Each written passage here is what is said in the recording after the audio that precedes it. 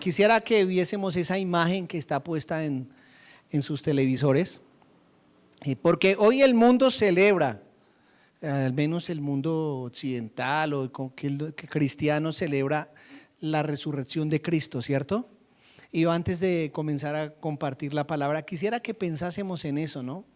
En cómo su obra, quisiera que pensásemos en el evangelio completo, ¿no? Él se hizo hombre y siendo Dios se hizo hombre, vivió entre nosotros, dice la palabra que estuvo entre nosotros y vimos su gloria, exactamente, dice gloria como la única, gloria, como el unigénito Hijo de Dios. Gracias, hermano William. Y compartió 33 años, 30 con su familia y los últimos 3 años con sus discípulos y frente a la vida pública. Hay muchos testimonios que él se hizo hombre y también que un día decidió dar su vida por nosotros y murió por nuestros pecados. Quisiera que recordásemos eso, que la razón por la cual él se subió a ese madero es por nosotros, por nuestros pecados. Y solo que quisiera que tomásemos conciencia de eso, con respecto a nuestra manera de vivir, con nuestra forma de ver las cosas, porque si hay algo que nos separa de la relación con Él, se llama pecado. Y la razón por la cual Él se subió a esa cruz fue por los nuestros. Y lo enterraron, como dijo Brian, y en esa época los cementerios estaban incrustados en las montañas. Y cuando fueron a verlo a él para poderle hacer los ritos que tenían sobre los muertos, pues ya no estaba, al tercer día había resucitado. Y la tumba estaba vacía y resucitó, y esa es la noticia que hoy celebramos. Porque cuando resucitó, entonces Él venció el pecado. Y al vencer el pecado, entonces nos dio el poder de que el pecado no reine en nuestros corazones, en nuestras vidas. Ese es el evangelio. Y que como el pecado no reina más en nuestra vida, no que no esté, porque va a estar, pero no reina, no tiene el derecho, no tiene la autoridad sobre nosotros para que sigamos pecando, entonces tenemos una esperanza, y es que Él va a regresar. Quisiera que comprendiendo eso, comprendiendo lo que yo estoy diciéndoles, meditásemos un minuto en qué tiene que ver eso con mi vida, qué tiene que ver que Él haya muerto por mí, pero haya resucitado por mí y que un día me pueda encontrar con Él. ¿Qué significa eso? Quisiera que meditásemos un minuto.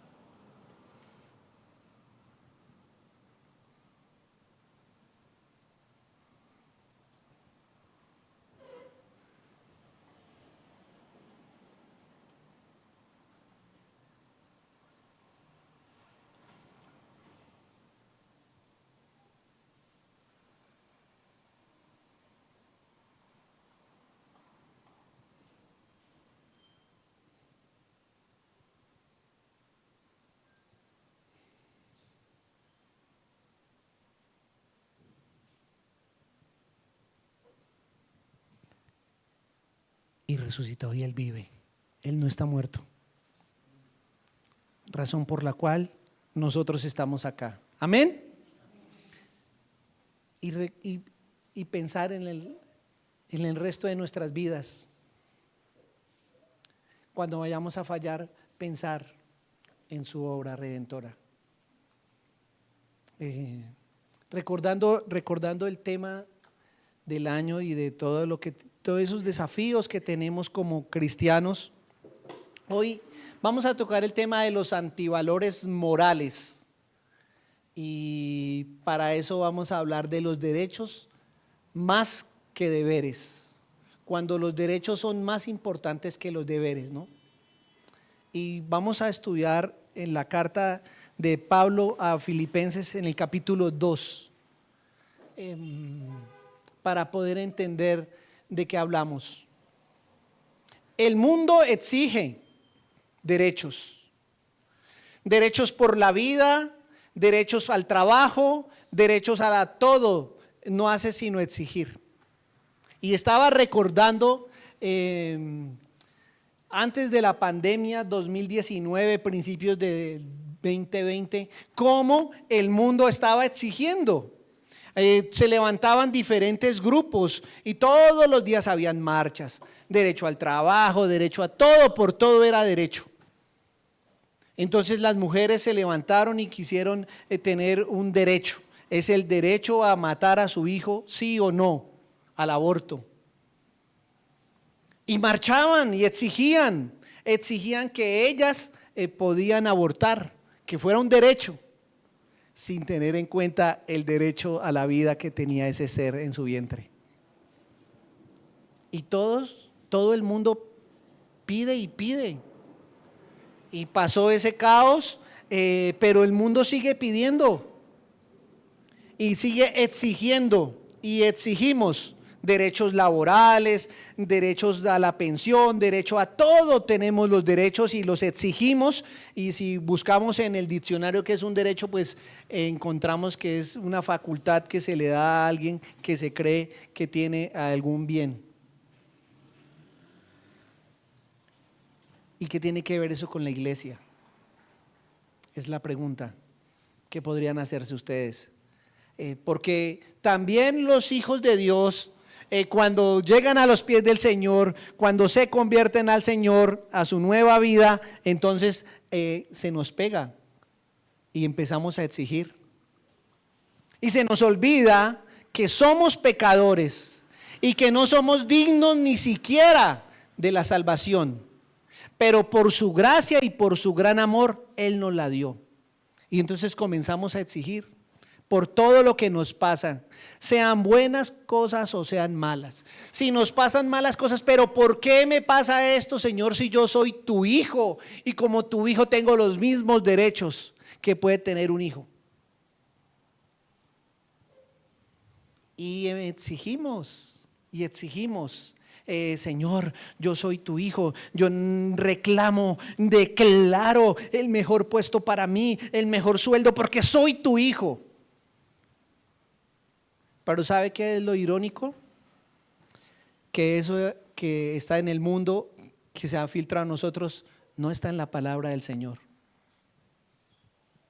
No hay ningún hijo de Dios, ningún siervo de Dios que en la palabra exija sus derechos, sino más bien encontramos muchos ejemplos donde los derechos son silenciados.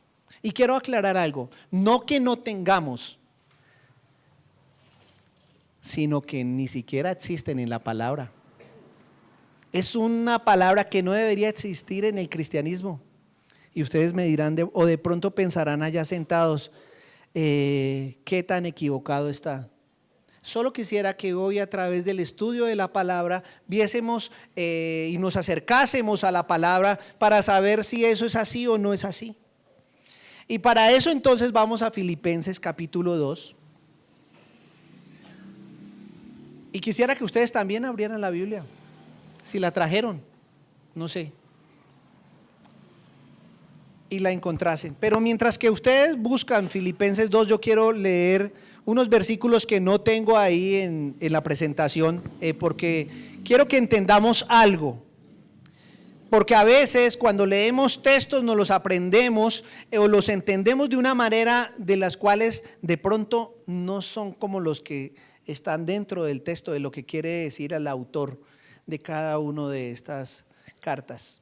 Y en especialmente este texto que ha sido tan manejado de diferentes maneras, quisiera que la entendiésemos como Pablo viene hablándole a la iglesia de Filipo, una iglesia que él había fundado en su segundo viaje misionero, al lado de un río, porque ni siquiera había sinagogas y él acostumbraba a ir primero a las sinagogas a compartir, pero en Filipo no había muchos judíos, entonces él se fue a un río, comenzó a hablar el mensaje de Jesucristo, el evangelio de Cristo, y hubo varias personas que aceptaron ese mensaje, entre ellos una mujer llamada Lidia, y con ella comenzó toda la iglesia, y han pasado muchos años, quiero decirles. Y Pablo de pronto había enviado otras cartas, pero ninguna había llegado. Esta sí llegó a nuestro poder, pues que podemos compartirla. Y él empieza a hablar de cómo la importancia que para él tiene, porque esta no es una carta teológica. Esta es una carta de un amigo a unos amigos, de un hermano a otros hermanos. Es de las pocas cartas que podemos encontrar de esta manera. Y él habla y habla y habla y les dice y quiere expresarles la importancia que tiene vivir para el Señor. No es solo levantar la mano y hacer una oración, sino él quiere mostrarles a estos hermanos de Filipo que es mucho más allá. Razón por la cual habla de una dualidad que él tiene, y es que él quiere estar con Cristo, pero también los conoce a ellos y les ama tanto que quiere quedarse ahí compartiendo con ellos. Y uno dice, pero qué hombre tan raro es este Pablo, ¿no? Y el del versículo 22 del capítulo 1 dice, pero si el vivir en la carne resulta para mí en beneficio de la obra, no sé entonces qué escoger. Quiere estar con el Señor, pero también quiere compartir la obra. A ambas cosas estoy estrecho, teniendo un deseo de irme con Cristo, que es muchísimo mejor, pero también de compartir con ustedes. Es su sentir. Y en el versículo 27 dice solamente, y quiero que entendamos este versículo 27 en adelante, del capítulo 1 de Filipenses, dice, solamente os ruego, hace un ruego él, que os comportéis como es digno del evangelio de Cristo. O sea que para Pablo hay una manera de comportarse dignamente, para que sea que vaya a veros o que esté ausente, oiga de vosotros que estáis firmes en un mismo espíritu, combatiendo unánimes por la fe del evangelio. Este versículo es muy interesante porque Pablo entonces hace el ruego, y el ruego es que tengan una manera de vivir el evangelio. Pero sabe que habla solamente cosas interesantes en el sentido de que estáis firmes en un mismo espíritu, combatiendo unánimes por la fe del evangelio. Él está pensando que estos hermanos que están en Filipo tengan un pensamiento unánimes, no que cada uno pida por sí, sino que todos entiendan de qué se trata el evangelio de Cristo.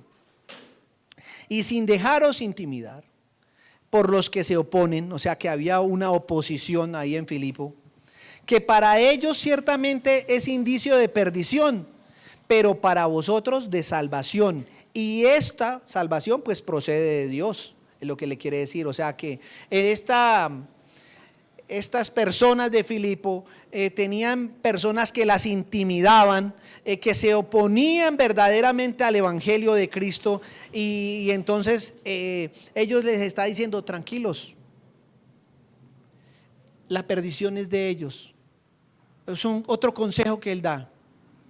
Ustedes tengan un mismo sentir, un mismo pensamiento en Cristo, en la salvación, en el evangelio, y no se preocupen.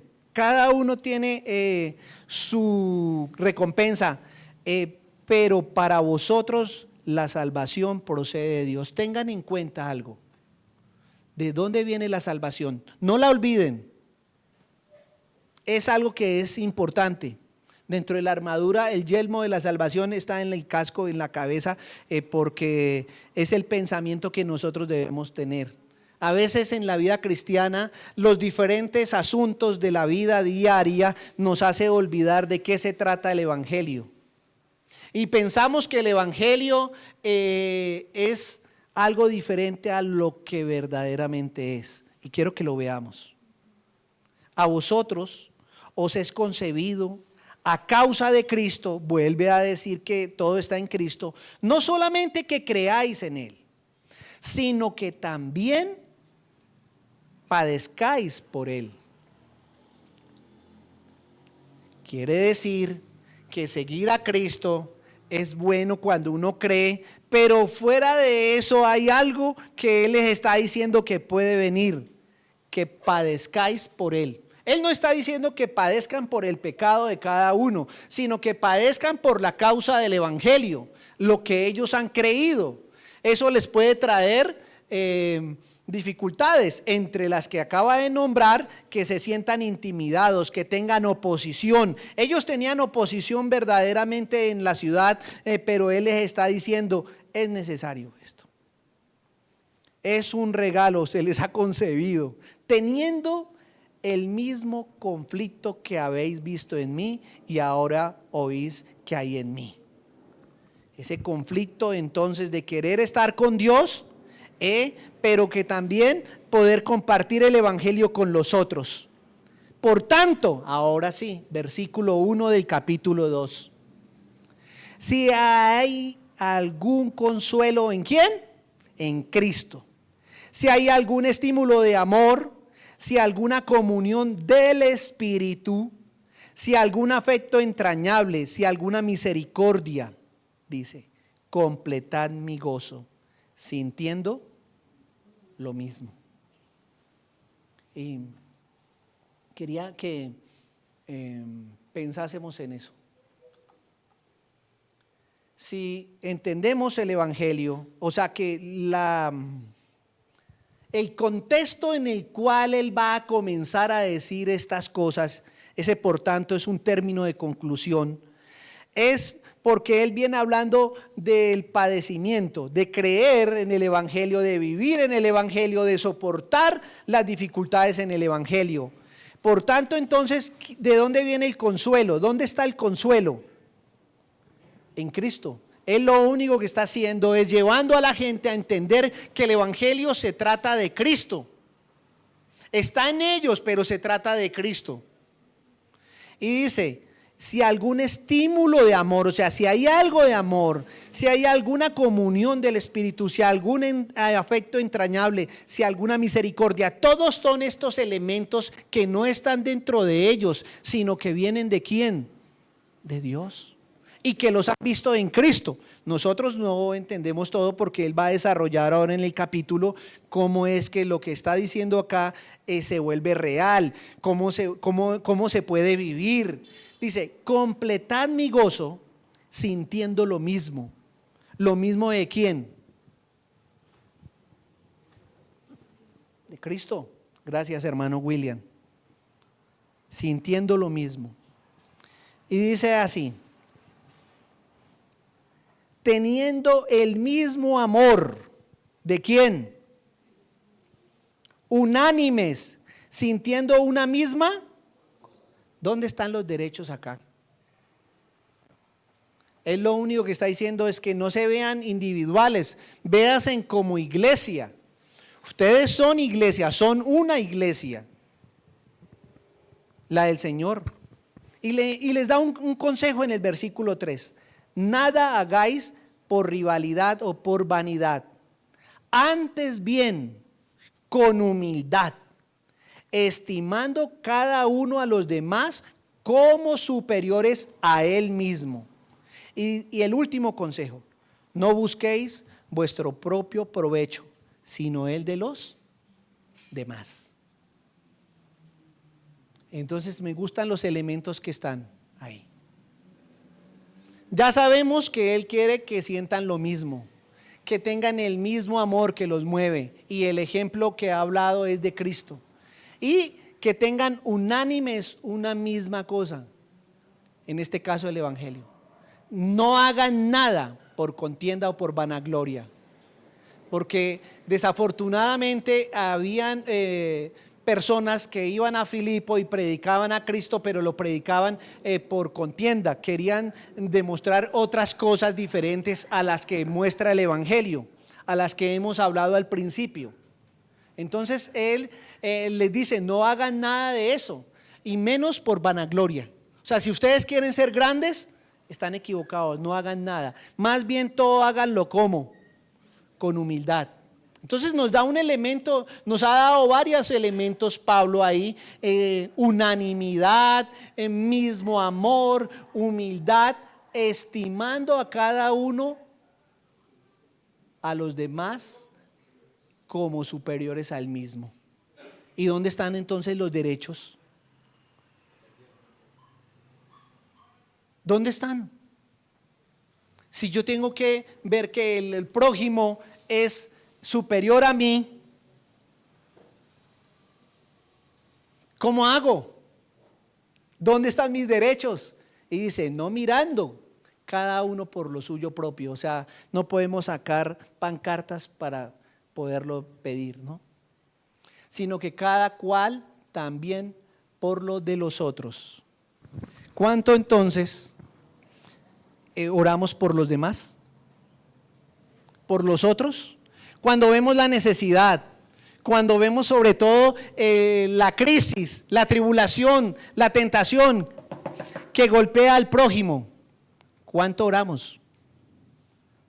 Pablo está diciendo que lo hagamos, que no busquemos nuestro provecho. O sea, las pancartas para exigir nuestros derechos no existen. Más bien pensemos en los demás. Y ahora sí, de aquí en adelante, del versículo 5 en adelante, Pablo lo que quiere es dar ejemplos de cómo se puede vivir esto que yo les estoy diciendo, o cómo lo vivieron. Y esto que él está diciendo a estos hermanos de Filipo comienza con un ejemplo. Quiero hablar algo de esto, porque de aquí en adelante hay, digamos que es un texto que se ha tomado para hacer teología, lo llaman la kenosis, y empiezan a estudiarlo, si es Dios, si no es Dios, si dejó de ser, si era. Pablo no está hablando nada de eso, para nada está hablando de eso. Pablo está hablando más bien de la unanimidad, de la humildad y del amor. Y para hacerlo, entonces pone unos ejemplos. Así que lo que vamos a leer no es más que un ejemplo de lo que él está buscando en los hermanos de Filipo. Vamos a ver si los deberes tienen algo que ver con los derechos de estos hermanos. Y el primer ejemplo que usa es a Cristo. Y dice así: haya pues en vosotros, ¿qué? ¿Qué haya en vosotros? ¿Cómo? Este sentir.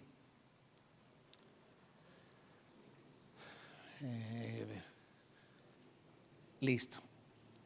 Haya pues en vosotros este sentir que hubo también en ¿quién? Si se dan cuenta que él dice que hubo también en, quiere decir que ahora ¿dónde está ese sentir? ¿Dónde debería estar? En nosotros. Está en él, porque ya lo ha dicho. Pero él quiere que esté en la gente, en las personas de la iglesia. Pero dice, haya pues en vosotros este sentir. Este sentir no tiene nada que ver con sentimientos, sino tiene que ver más bien con la razón. Haya pues en vosotros este pensamiento, esto que nació también en Cristo. ¿Y qué fue lo que nació?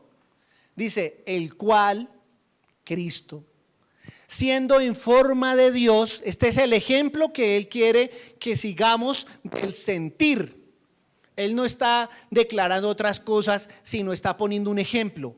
El cual, siendo en forma de Dios, Cristo, no estimó el ser igual a Dios como cosa a qué aferrarse, sino que hizo, se despojó a sí mismo. Ese es el sentir que quiere Pablo que los hermanos de Filipo tengan, que hoy, 2000 años después, va para nosotros. Que esté ese sentir.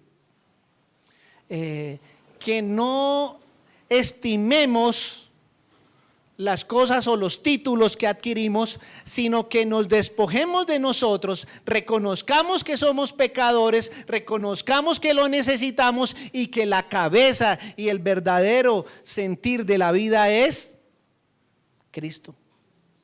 ¿Qué hizo Él para despojarse? Porque aquí lo único que va es a contarnos. Dice que tomando forma de siervo, o sea, ¿cómo se despojó? Se hizo, tomó forma de siervo, hecho semejante a los hombres. O sea que Él, para despojarse a sí mismo, se hizo hombre. No se aferró a ese título. Y solo quería que pensásemos en este Dios que Pablo nos presenta. Porque todos los dioses que conocemos son poderosos, potentes, están sobre el ser humano. Miran al ser humano, le hacen favores en la mitología nórdica, griega, romana, egipcia, lo que quiera, tienen un poder como si fueran los seres humanos muñecos.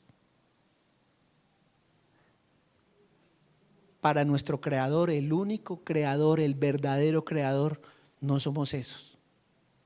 Él no nos coge como muñecos, como si fuéramos de plastilina. Y entonces nos puede dar la forma siempre y cuando nosotros pensemos que puede hacerlo.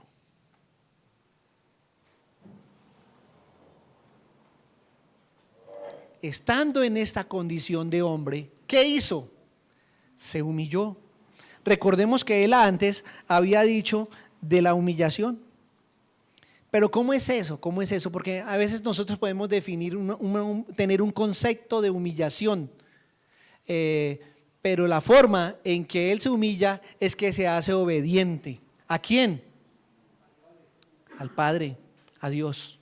Mira el ejemplo que él quiere que nosotros entendamos. Entonces él se humilla haciéndose obediente. ¿Y hasta dónde lo lleva esa obediencia? ¿Y la muerte de qué tipo de muerte? Pues la más indigna que había existido. El que se montaba en un madero era el ser más despreciable. Lo ponían en las entradas de las ciudades para que todo el mundo viera y fueran escarmiento.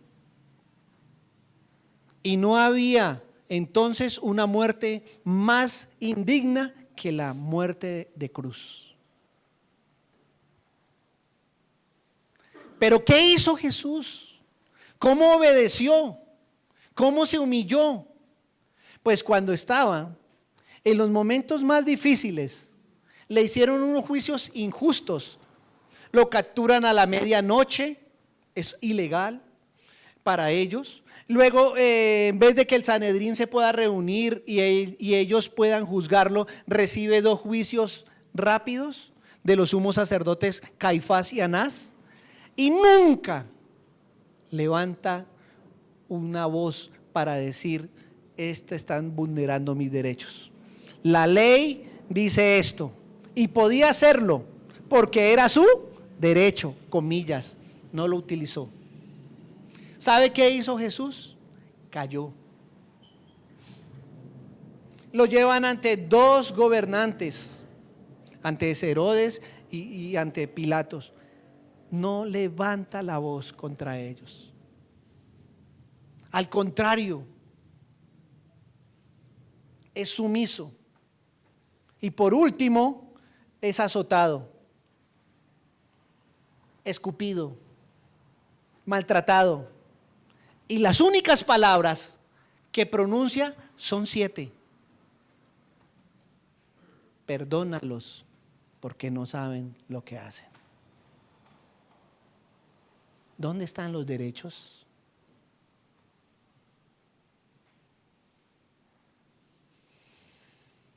Pero dice así, en el versículo 9, por lo cual Dios también le exaltó.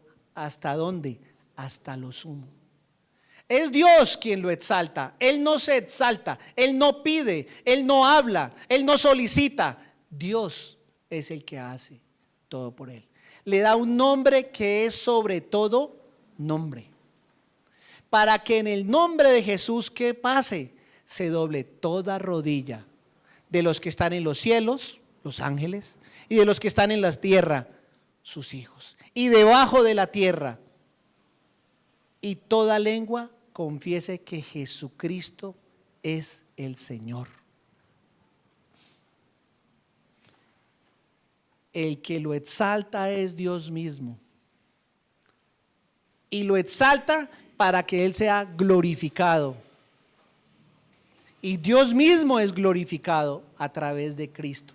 Entonces, el primer ejemplo que nosotros vemos acá de exigir derechos, de creer que tenemos derechos, pues es el mismo Cristo. Y añado algo: la obediencia de Cristo, que es ejemplo, va acompañada de algo que es invaluable, que es su amor.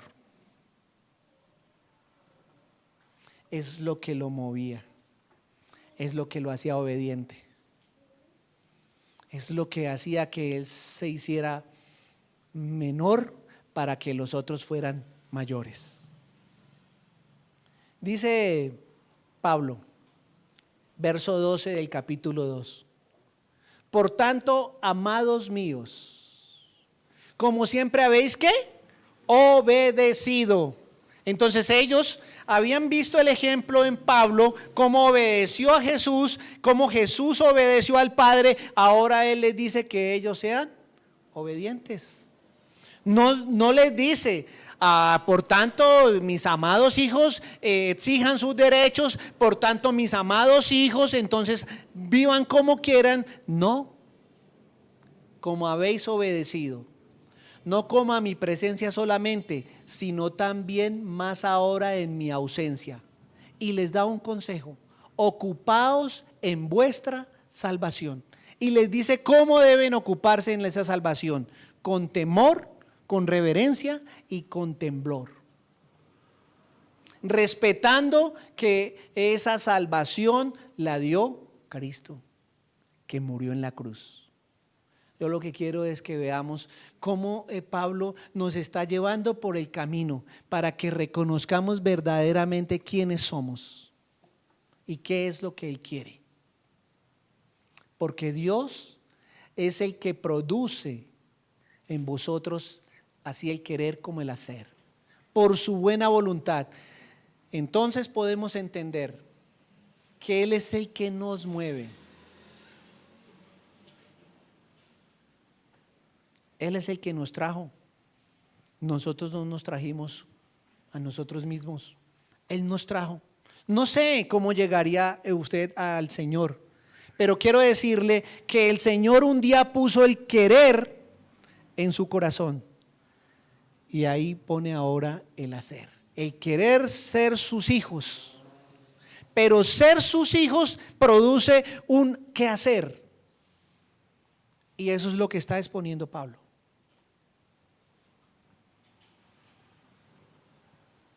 Y me gusta aquí es por su buena voluntad. Es la voluntad de Dios. No hay nada que nosotros podamos hacer que le torzamos su mano.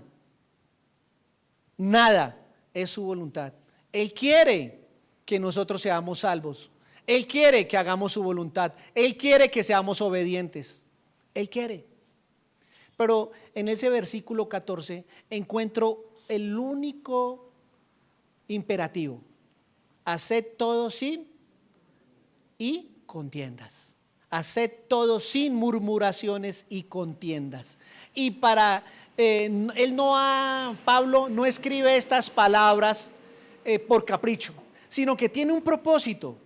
El que nosotros podamos hacer las cosas sin murmuraciones y contiendas es que seamos irreprensibles y sencillos. Hijos de Dios sin mancha, en medio de una generación maligna y perversa, en medio de la cual resplandecéis como luminares en el mundo. Y quiero hacer un pare aquí.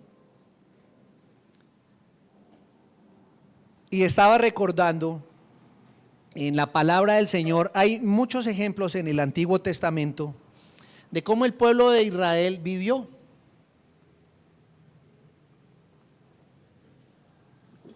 Cómo después de 430 años, Él les da la libertad, Él mismo lo saca.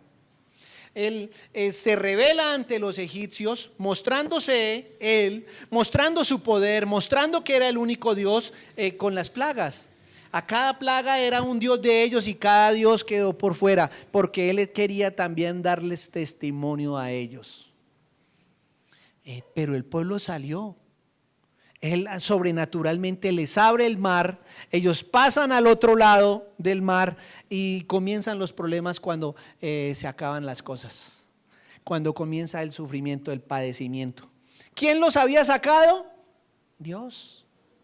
Ellos se fueron con sus corderos, con sus animales, pero pasó el tiempo y en vez de llegar a la tierra prometida se les acabó el alimento. Y Él les mandó. Entonces murmuraron, en vez de decir, Señor, aquí estamos, tú nos provees. Murmuraron contra Dios, pero sin embargo Dios les envió el maná. Se cansaron del maná.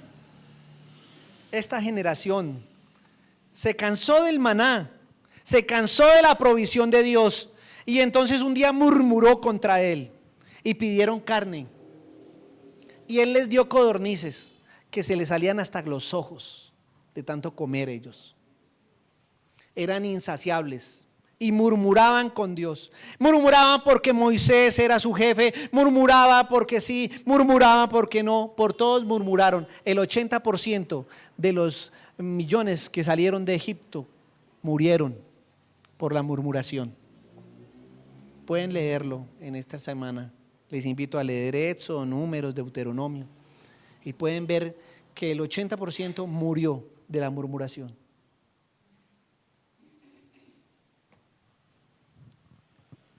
Él está diciendo, hagan todo sin murmurar y menos contender, menos en lío. ¿Saben una cosa que me llama la atención a mí? Que me parece increíble. Es que dentro de los caminos del Señor, dentro de los servicios al Señor, hayan peleas, traiciones, cuando se trata de la obra de Dios. Y el que quiere salir adelante, que quiere sobresalir, entonces tiene que pasar por encima de otros. Y hay iglesias que enseñan esto. Hay iglesias. Cuando lo que Pablo y lo que está diciendo él es que tengamos el mismo pensamiento de unidad que tuvo Cristo, no queriendo entonces ser más, porque Él siendo Dios se hizo menos. Y ese es el ejemplo. ¿Y para qué podemos nosotros entonces murmurar? Porque tenemos que ser unas ovejitas que a todo le tenemos que decir sí. Dios no nos hace así. Pero Él sí usa la convicción de cada uno de nosotros para que nosotros lo hagamos. Yo no sé cuál es el evangelio que ustedes recibieron, pero el que yo recibí, Él lo dio todo, sin una posición, sin pedir nada. Pero dice que para que seáis irreprensibles, o sea que no haya nada de que los acuse. Y fuera de esos, sencillos, no tienen que ser vanagloriosos como lo había dicho, sino gente muy sencilla. Nadie es más que nadie en la obra de Cristo. Nadie es más poderoso que nadie. Todos deberíamos ser sencillos, que los regalos que Él nos ha dado deberíamos ponerlos nosotros para el servicio de los demás, como Él lo ha querido. Y algo que me llama la atención en este texto es cuando dice hijos de Dios sin mancha. No cualquier clase de hijo de Dios. O sea, el que piensa que es hijo de Dios y vive en pecado, ese no es hijo de Dios. ¿Cómo vamos a ser hijos de Dios si lo que nos aleja de Él es el pecado? Pero no, es que esto es un proceso, no, mira Señor, yo sigo pecando porque pues no, yo llevo poquito y pues todavía no me han enseñado todo, pero ahí sigo. Así no es. O soy o no soy. El Hijo de Dios es sin mancha, sin pecado. ¿Dónde? En medio de una generación mala, perversa.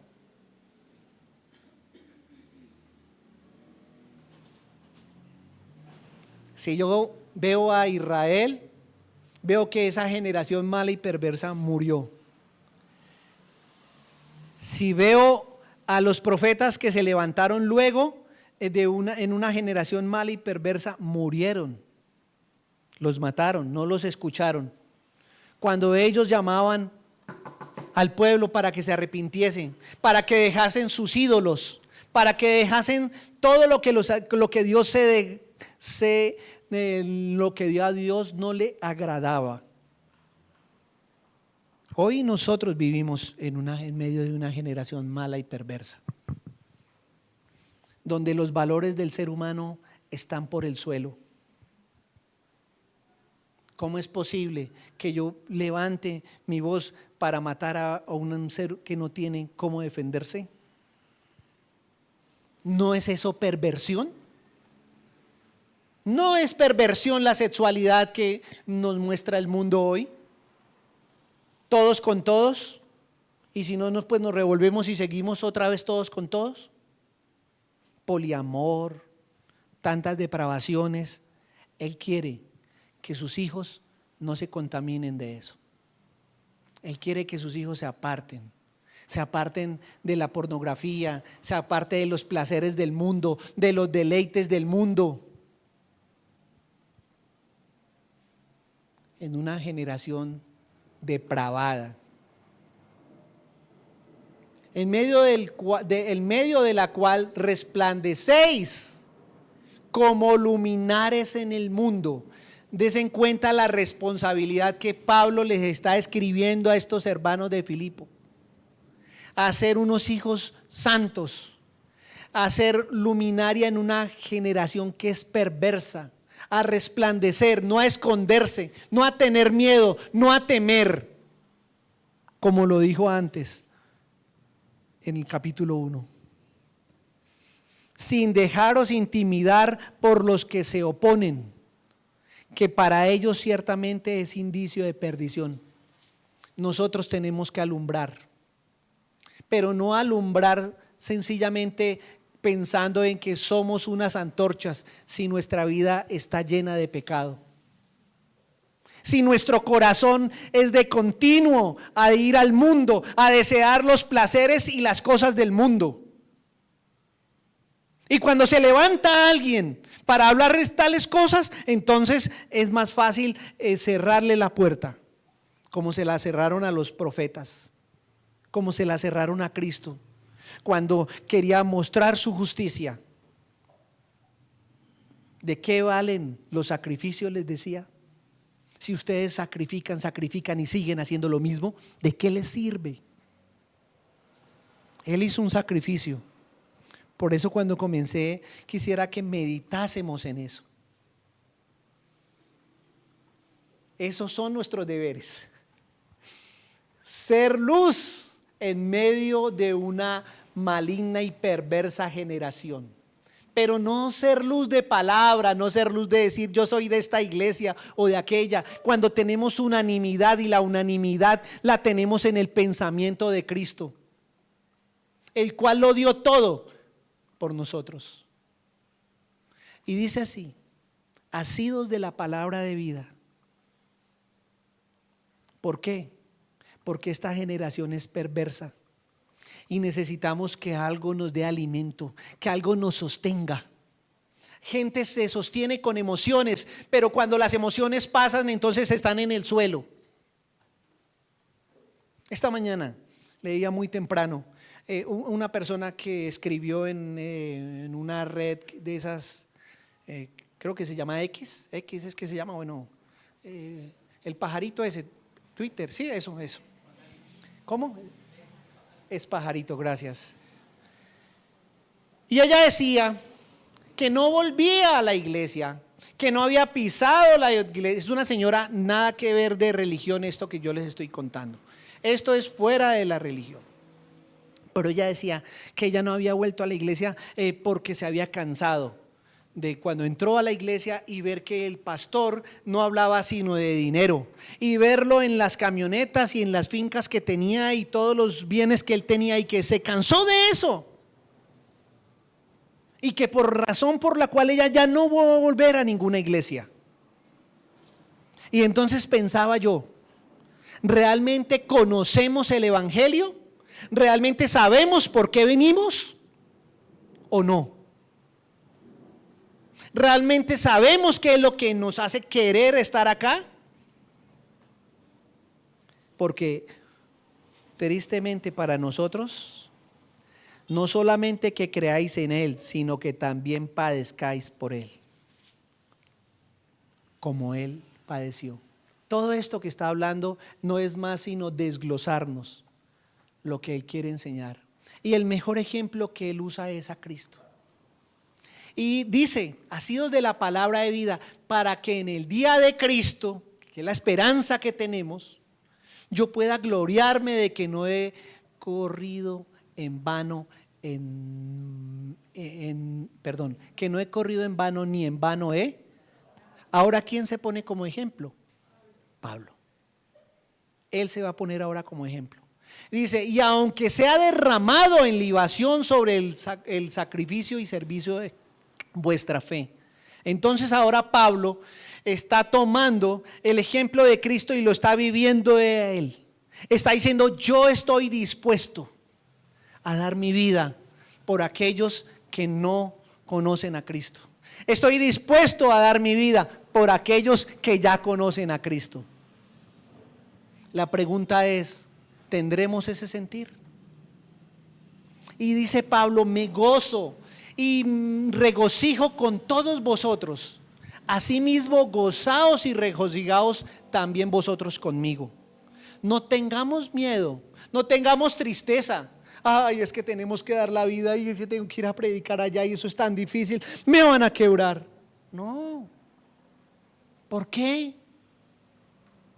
Más lobos que los que estuvo Jesús no hay, que cuando estuvo Él, que conociendo la verdad la ignoraron, conociendo que el Mesías venía y que iba a sufrir, lo ignoraron y lo desconocieron. Pero ¿sabe una cosa que me gusta de esta palabra? Es que me gozo y me regocijo con todos vosotros. Ustedes hagan lo mismo, dice Él. No es con tristeza, con dolor, no. Espero en el Señor Jesús enviaros pronto a Timoteo, dice Él, para que yo también esté de buen ánimo al saber de vuestro estado. Pues ninguno tengo del mismo ánimo, ninguno tengo del mismo sentir, y que tan sinceramente se interese por vosotros. Porque todos buscan lo suyo propio, no lo que es de Cristo Jesús. Pero ya le conocéis los méritos de Él, que como hijo a padre ha servido conmigo en el evangelio. Entonces aquí está el tercer ejemplo. Él se ha puso ejemplo a Jesús, se pone ejemplo por Él, y ahora Timoteo. ¿Qué tiene Timoteo de especial? Que tiene el mismo sentir, que las cosas que hace por el evangelio no las hace por él, que las cosas por seguir en la vida de Cristo no son de él, sino son de Cristo. Es el mismo sentir. Timoteo también está dispuesto. No veo en ninguno de los ejemplos anteriores, ni en este, ningún derecho. Pero ya conocéis los méritos de él, o sea que él, Timoteo, que había creado esa iglesia junto con Pablo, daba ejemplo, daba testimonio, que como hijo a padre ha servido conmigo en el evangelio. La forma en que Timoteo se trata, ¿a quién obedecía Timoteo? A Pablo. ¿Pablo a quién obedecía? Que se lo encontró camino a Damasco y que le dio una serie de instrucciones. Este es el tercer ejemplo. No veo los derechos. Así que espero enviaros. Lo va a enviar, él está preso allá en Roma. Pablo está escribiendo desde Roma según la misma carta en el 1:13 y en los capítulos 4. Habla de que él está allá. Y Timoteo fue a visitarlo. Porque para el evangelio, para el gran apóstol está preso. Una deshonra y tiene la casa por cárcel. Pero eso no ha sido obstáculo para que el evangelio se quede quieto, porque hay personas que están dispuestas a ser iguales a Cristo, no a pedir, sino a dar. Así que espero enviaros luego de que yo vea cómo van mis asuntos. Estaba preso. ¿Y confía en quién? En el Señor, que yo también iré pronto a vosotros. Tiene una esperanza. Pero la esperanza no es que yo voy allá, como yo soy ciudadano romano, allá yo voy a declarar y me van a declarar inocente y yo me voy a ir. No, la confianza la tiene en Cristo, en el Señor. Cuando la dificultad, cuando todos los problemas, cuando la prueba viene, la confianza no es en lo que nosotros somos o en lo que nosotros creemos poseer o en lo que nosotros creemos que debemos tener. Nuestra confianza está en Cristo. Que así como le dio y exaltó el nombre de Jesús, entonces hará con cada uno de nosotros y tendrá misericordia, como lo vamos a ver. Mas tuve por necesario enviaros a Epafrodito. Mire cómo trata a Epafrodito: mi hermano y colaborador y compañero de milicia, vuestro mensajero y ministrador de mis necesidades. Parece que Epafrodito es de Filipo. Y en Filipo, como supieron que Pablo estaba en la cárcel, entonces reunieron una ofrenda y se la quisieron dar voluntariamente, porque esta iglesia que queda en Grecia es la primera iglesia fundada en Europa, es muy dadivosa. Y aunque no es muy grande, tiene ese sentir de suplir por las necesidades de aquellos que llevan el evangelio. Y como saben que Pablo está pasando su necesidad ya en la cárcel, entonces le envían una ofrenda con Epafrodito. Y por eso es que él dice cómo lo trata. Parece que Epafrodito era un cristiano bueno. Mi hermano debe ser en la fe. Mi colaborador trabajaba para la obra. Compañero de milicia, mensajero. Porque él tenía gran deseo de veros a todos vosotros, y gravemente se angustió porque habéis oído que había enfermado. Pues en verdad estuvo enfermo, a punto de morir. Pero mire quién tuvo misericordia. Dios tuvo misericordia de él. Y no solamente de él, sino también de mí, para que yo no tuviese tristeza sobre tristeza. Este hombre se enfermó haciendo la obra. Parece que ir a Roma le hizo daño, se enfermó gravemente, pero fue Dios quien tuvo misericordia de él. Y si hubiese muerto, la misericordia de Dios hubiese llegado a ese hombre, porque pasaría a su presencia, como lo dice Pablo en el capítulo 1. Y dice así: así que le envié con mayor solicitud, para que al verle de nuevo os gocéis. Él va a llevar esta carta y no esté con menos tristeza. Mire cómo dice: recibidle pues en el Señor con todo gozo, y tened en estima a los que son como Él. Y tened en estima a los que son como Él. Es el cuarto ejemplo de lo que él habló en los versículos 1, 2 y 3. Porque la obra de Cristo porque por la obra de Cristo, estuvo próximo a la muerte, exponiendo su vida para suplir, exponiendo su vida para suplir, exponiendo su vida para suplir. Él quiere que aquel que le siga, que aquel que dice ser su hijo, tenga una vida santa e irreprensible, que no murmure, que tenga un pensamiento unánime al de Cristo y que en su vida el amor por los demás esté, que esté dispuesto a dar la vida por otros. Eso es el amor de Cristo, lo que faltaba en vuestro servicio por mí. 4 ejemplos que Pablo da a estos hermanos de Timoteo, a estos hermanos de Filipo.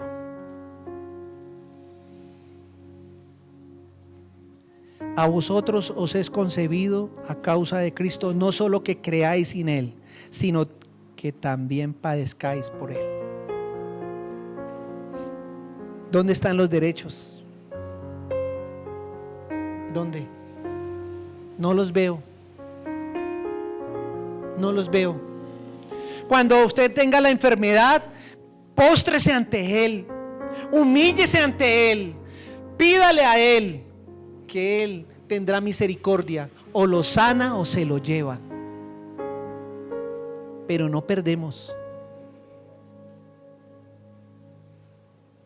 Si está en medio de la tribulación, si la prueba le está oprimiendo, acuérdese de estas palabras y haya el sentir que hubo también en Cristo.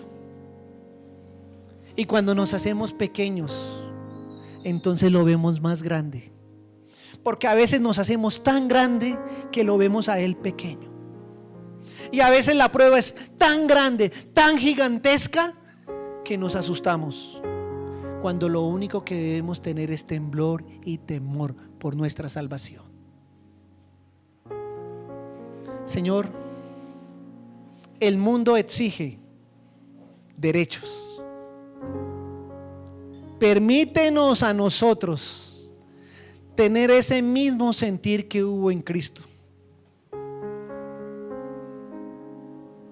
y ver nuestros deberes y no cegarnos y no pedir como pide un mundano, sino pedir como pide un hijo tuyo, humillado delante de tu presencia, obediente. No necesitamos que nos laven el cerebro.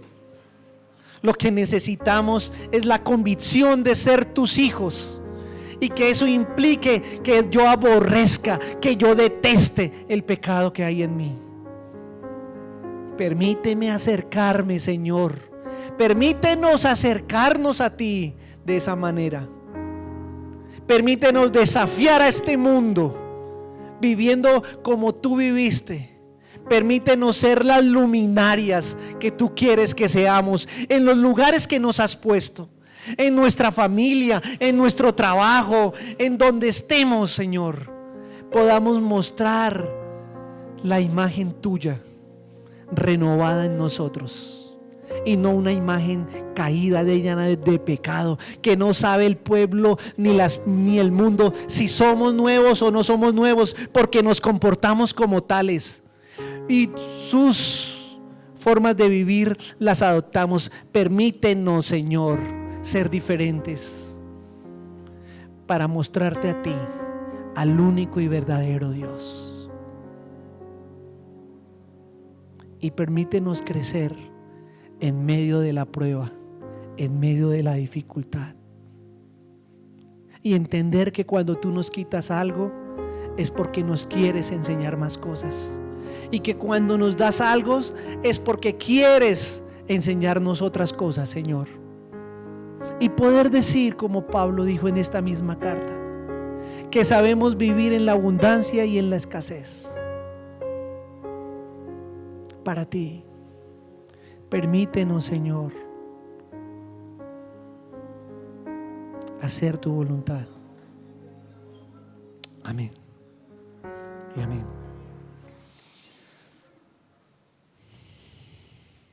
Meditemos en el Cristo, en su obra, en su evangelio.